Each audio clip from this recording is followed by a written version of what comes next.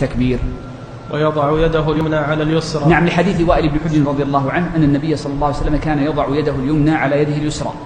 ووضع اليد اليمنى على اليد اليسرى له هيئات كلها ثابتة وصحيحة.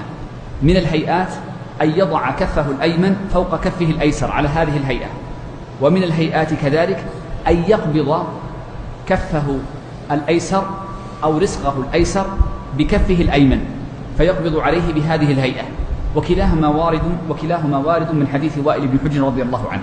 فوق سرته أو تحتها أو على صدره. نعم، قوله فوق سرته أي على السرة نفسها، وتحت سرته أي أن السنة أن يكون وضع اليدين تحت السرة.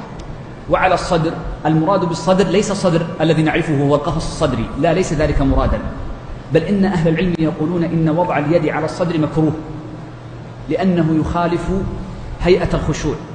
وإنما المراد بالصدر إن ثبت الحديث فيه، وسأذكر الحديث بعد قليل، مطلق المواجهة، فحينئذ يكون ما فوق السرة أي أعلى من السرة بقليل يكون هو المراد بالصدر. الدليل على أن السنة أن تكون اليدان تحت السرة ما ثبت بإسناد صحيح عن علي رضي الله عنه أنه قال: السنة أن يضع المصلي يديه تحت سرته. والقاعدة الأصولية المعروفة أن الصحابي إذا قال من السنة كذا فله حكم الرفع، وهذا أصح ما في الباب. وأما ما جاء في حديث وائل بن حجر رضي الله عنه أنه قال إن النبي صلى الله عليه وسلم وضع يده اليمنى على يده اليسرى فهذا ثابت. وأما زيادة على صدره فإنها ضعيفة أنكرها الإمام أحمد وقال إنها لا تصح، ولذا كره أهل العلم أن يضع المرء يديه على صدره، وقالوا إنها تنافي هيئة الخشوع. فإذا رأيت شخصا وضع يديه على صدره أمامك ليس ذلك مناسبا مع هيئة الخشوع، وإنما الخشوع أن تكون على السرة أو دونها.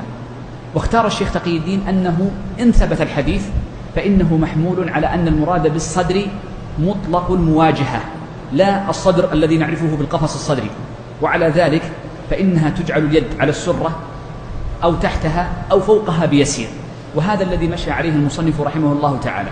إذن فقول المصنف أو على صدره ليس مراده الصدر الذي نعرفه، وإنما مراده بالصدر أي مطلق المواجهة، فتكون اليد على البطن أي فوق السرة بقريب، وهذا هو اختيار الشيخ تقي الدين. وإنما الأولى والأحوط وظاهر النص من حديث علي أن تكون اليدان المقبوضتان تحت السرة أو عليها.